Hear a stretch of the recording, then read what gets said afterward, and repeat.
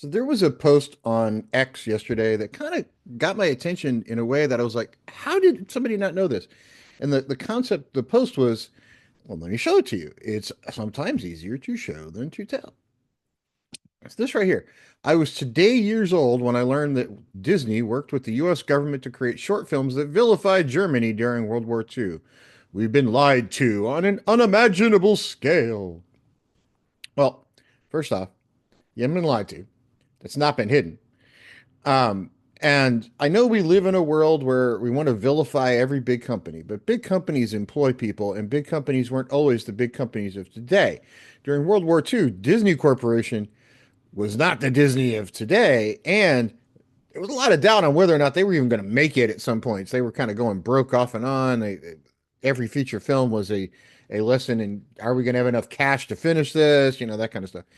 Um, and I think it hit me that, I grew up, I'm Gen X. I grew up in the 70s and 80s, and we grew up where Disney was still growing and still like, beloved and still doing great work.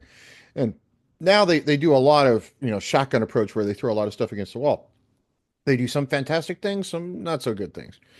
But back then, man, they were just hitting on every beat they could get. And I think one of the things that got me about that post or got me thinking about it more and more was that, yeah, the poster is obviously the person who wrote it obviously much younger than I am, and they just may legitimately not know. But it's not like these things have been hidden. In fact, there's a wonderful reference right there. It's a biography which I've read by Neil Gabler, who did, I think, the definitive work on Walt Disney himself. And there's even a PBS miniseries, for goodness sake, that goes through a lot of it if you don't want to read the book, because the book is huge. I mean, it goes through everything. And the thing I like about that particular book is that it does not, and even the miniseries, uh, does not pull punches. What do I mean by that? Well, if Disney was a good guy in some ways, he was a bad guy in others. But it tells you both. It does not hide one over the other to try to paint a picture of Saint Disney. But let's go through a few things about the guy because I'm not sure how well known it is, and maybe this will encourage someone to either read the biography, get the audio version, or see the PBS series, which is excellent, by the way, and a whole two parts. I think it's 3-4 hours. It's great.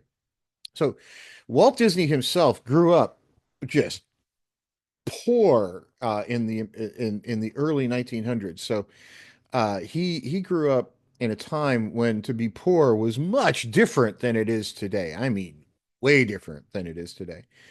And so he grew up kind of like not having much of anything, and he didn't grow up with much of a childhood because he was always working to help out the family. He was always kind of, hey, Dad needs you to go out and work on. They actually had a farm at one point. Go work on the farm. Go, help it whatever his dad is doing to try to make a few extra bucks here and there so the family can eat. He joined the army early. He kind of lied about his age, and joined to fight in World War One. So that tells you how far back that goes. So he's a World War One veteran. And the thing about that gets me is some people are like, oh, he was evil. He was a Nazi. He was a U.S. soldier, for goodness sake. He fought Germany before Nazis were Nazis. And he came back and he had a little bit of ability to draw. He was kind of he was interested in film. He wanted to tell stories. He wanted to have that be his career. So he started a company that was doing these short films where they were animating all kinds of stuff. And Mickey Mouse didn't exist yet, but they were doing all kinds of stuff with like Felix the Cat and a few others that they kind of did early on, where they just slapsticky comedies. Sound wasn't even a thing in cartoons or movies at the time. Everything was silent, so you had to entertain with the picture itself, with the action on the screen, which is a much harder thing to do if you think about it than doing something with sound in it. In fact, he did the first ever, and it's now public domain. That's how old it is. Um, Cartoon with sound, Steamboat Willie, a famous thing.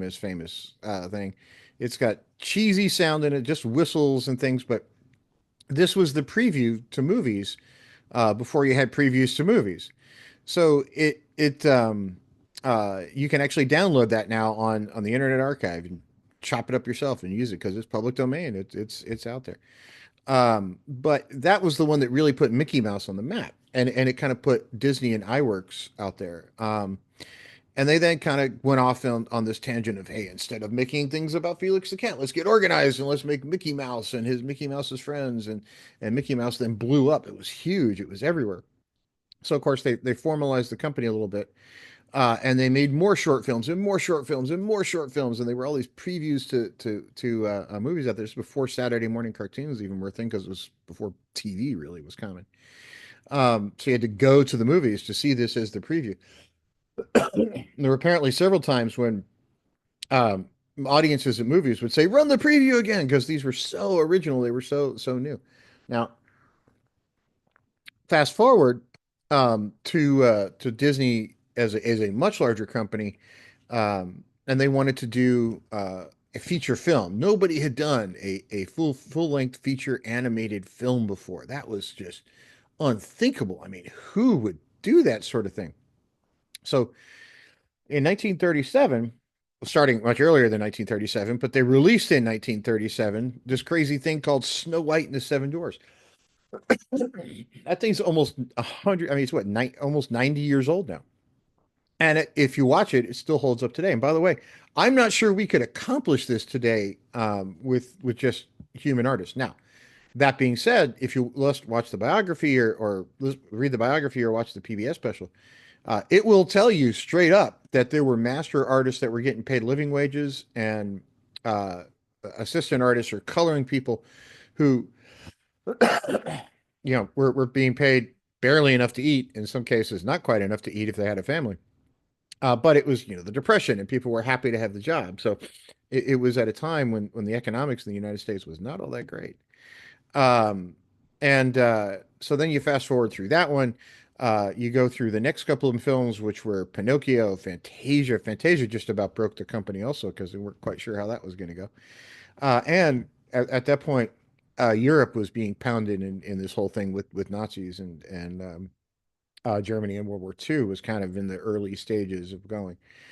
Well, actually, it was pretty much in full swing, but uh, the what gets me is that the person who wrote the post doesn't realize that companies like Disney and all over Hollywood were doing propaganda films at the behest of the U.S. government, and they were doing training films. They were doing training books. They were taking these contracts and spitting out the stuff the government needed as fast as they could, because there was a huge war on. It's not like wars today where it's sort of regional in conflict and it wasn't big. There was not I mean, I grew up, my grandparents were World War II vets. Well, my grandfather, both grandfathers were. And if you talk to people in their generation, everybody knew someone who was killed in the war. Everybody had a brother, cousin, really close friend. They had injuries. They had things they would talk about, things they wouldn't talk about. And so, because it was that bad.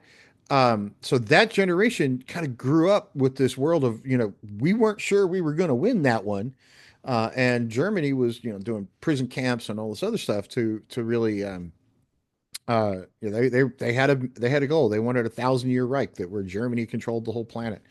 And some other people had different ideas on that matter.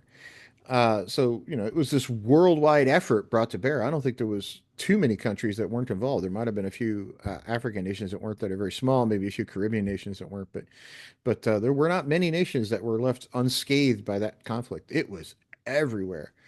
So I think the problem with that original poster isn't that they were lied to. I think it was just that this stuff may not be as well known as it was, 30 years ago, because I'm 50. We won't say how, I'm 53. So, when I was in my teens and 20s, just everybody kind of knew it, because we grew up around grandparents, and we knew people that were veterans from that particular war. Knew people who were veterans from Vietnam. I knew a bunch of them. I know a couple to this day. So it the conflict was just different. The world was different, and Disney was doing what they had to survive as a company, because they almost didn't. And those films, those short films, those training manuals, those training films were what kept the company alive. Otherwise, it would have gone bankrupt and been gone. And this is before the Disney parks, long before the Disney parks. So yeah, it's, I don't think the original poster was, anything other than maybe just not as well informed as some people are, which is fine. But if you fit in that category and you weren't aware of that either, wonderful reference right here. PBS miniseries. It's out there to watch. I've seen it a couple times. It's fantastic. But Disney the Man, in the book, it does bring up the issues he had with unions, the issues he had with employees, some of the, hey, people were getting underpaid and there were strikes, and he was not, in some ways, he was not, the nicest person in the world, but he was one of the most driven people to ever walk the face of the earth. I mean, this was one of those guys that when he got up in the morning, he was just sprinting day in, day out. And he wanted to entertain people. He wanted to tell stories. He wanted to sort of embrace childhood and bring it into adulthood. That was his goal. And I think it spawned because he didn't really have a childhood of his own, and he kind of brought that into his adulthood. Because when you grow up having to work, and then you join the army early on, you're World War I, you come back, you just kind of your whole life is work, and you don't really have a childhood except for maybe a few spots here and there. At least not childhood as we think about it today. So, uh, great book. I found it very educational in a lot of ways because I did learn some things I didn't know, especially about his arguments with unions. But it's out there. Check it out. It's you can get it paperback, ebook, audiobook. Library have probably has 5 copies of it, and if not, the PBS miniseries is out there. I hope everybody has a great day, and we'll talk to everybody soon.